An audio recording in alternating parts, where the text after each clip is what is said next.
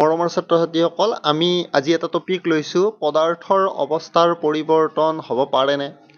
তো এতিয়া এই প্ৰশ্নটোৰ উত্তৰ হ'ব হয়, পদাৰ্থৰ অৱস্থাৰ পৰিৱৰ্তন হ'ব পাৰে। মানে পদাৰ্থ যেনে চলিড, মানে কঠিন পদাৰ্থৰ পদাৰ্থ এটা যদি কঠিন অৱস্থাত আছে, সেইটো তোমালোকৰ কি গেছিয়াছ অৱস্থালৈ যাব পাৰে। তাৰমানে ধৰি লৈছোঁ পদাৰ্থৰ অৱস্থাটো কি হ'ব পাৰে, চেঞ্জ হ'ব পাৰে। এতিয়া কেনেকৈ হয়, এনেই হৈ যাব জানো? কেতিয়াও অৱস্থাৰ পৰিৱৰ্তন এনেই নহয়, কিবা এটা কাৰণ লাগিব। সেই কাৰণটো হ'ব কি উষ্ণতা বা চাপৰ তাৰতম্য ঘটাই পদাৰ্থৰ অৱস্থাৰ পৰিৱৰ্তন ঘটাব পাৰি। যদি আমি উষ্ণতা চেঞ্জ কৰি দিওঁ, তেতিয়াহ'লে সেই পদাৰ্থটোৰ অৱস্থাটো চেঞ্জ হৈ যাব পাৰে। ঠিক আছে, যেনে ফৰ এক্সাম্পল, তোমালোকে কি কৰা, এটা বিকাৰত তোমালোকে বৰফ অলপ কেইটুকুৰামান লোৱা, লৈ কেনে বাৰ্ণাৰ এটা লগাই দিয়া। দিলে কিছু সময়ৰ পিছত দেখা পাবা এই যে বৰফ যে চলিড অৱস্থাত আছে, কঠিন অৱস্থাত আছে, সেইটো তোমালোকৰ গলি কেনে কি হ'ব, পানী লৈ লিকুইডলৈ তোমালোকৰ কনভাৰ্ট হৈ যাব। তো উষ্ণতাৰ পৰিৱৰ্তন কৰিলে কি হৈ যায়, পদাৰ্থৰ অৱস্থাৰ পৰিৱৰ্তন হৈ যায়। ঠিক আছে, তো এতিয়া তোমালোকে চোৱা, ইয়াতে চোৱা, যেনে গোটা অৱস্থাত যদি কিবা এটা বস্তু আছে, সেই গোটা অৱস্থাত থকা বস্তুটোক যদি মই তাপ দিওঁ, তেতিয়াহ'লে সাধাৰণতে কি হৈ যায়, লিকুইড অৱস্থা হৈ যায়। কেতিয়াবা নহ'বও পাৰে কিন্তু, তো সেইটো আমি আলোচনা কৰিম বাৰু।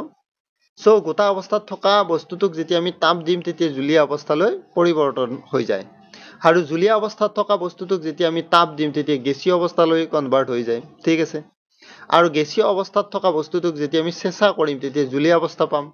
জুলীয়া অৱস্থাত থকা বস্তুটোক যেতিয়া আমি চেঁচা কৰিম, তেতিয়াহ'লে আমি কি গোটা অৱস্থাটো পাম।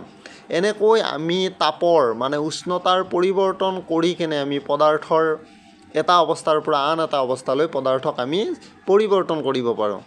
তো এতিয়া তোমালোকে চোৱা, ইয়াত চোৱা, যেনে ধৰি লৈছোঁ এইটো জুলীয়া পদাৰ্থ। ঠিক আছে, জুলীয়া পদাৰ্থৰ যেতিয়া স্ফটিকীকৰণ কৰিম আমি, তেতিয়া গোটা অৱস্থা পাম। আৰু গোটা অৱস্থাটোক যেতিয়া গলন কৰিম, তেতিয়াহ'লে আকৌ জুলীয়া অৱস্থা পাম। ঠিক সেইদৰে জুলীয়া অৱস্থাটোক যেতিয়া আমি বাষ্পীভৱন কৰিম, তেতিয়া গেছলৈ কনভাৰ্ট হ'ব, আৰু গেছটোক ঘনীভৱন কৰিলে কি হ'ব, জুলীয়া অৱস্থা প্ৰাপ্ত হ'ব। আৰু যদি আমি গোটা অৱস্থাটোক যদি আমি কি কৰোঁ, চিধা গেছলৈ যদি পৰিৱৰ্তন কৰোঁ, তাক ঊৰ্ধ্বপাতন বুলি কয়। গেছৰ পৰা ডাইৰেক্ট যদি গোটা পদাৰ্থটো আমি পাওঁ, তেতিয়াও তাক ঊৰ্ধ্বপাতন বুলি কোৱা হয়। ঊৰ্ধ্বপাতনত মাজৰ অৱস্থাটো নাথাকে, লিকুইড ফেজটো নাথাকে, তাৰমানে গোটাৰ পৰা ডাইৰেক্টলি গেছলৈ কনভাৰ্ট হৈ যায়। তো এনেকৈ আমি গম পালোঁ যে পদাৰ্থৰ তিনিটা অৱস্থা থাকে, গোটা, জুলীয়া আৰু গেছীয়। সেই তিনিটা অৱস্থা তোমালোকৰ তাপৰ উষ্ণতাৰ যদি আমি পৰিৱৰ্তন কৰি দিওঁ, তেতিয়াহ'লে তোমালোকৰ বিভিন্ন ধৰণে তোমালোকৰ অৱস্থাবিলাক পৰিৱৰ্তিত হ'ব পাৰে, এটা অৱস্থাৰ পৰা আন এটা পদাৰ্থৰ অৱস্থালৈ যাব পাৰে।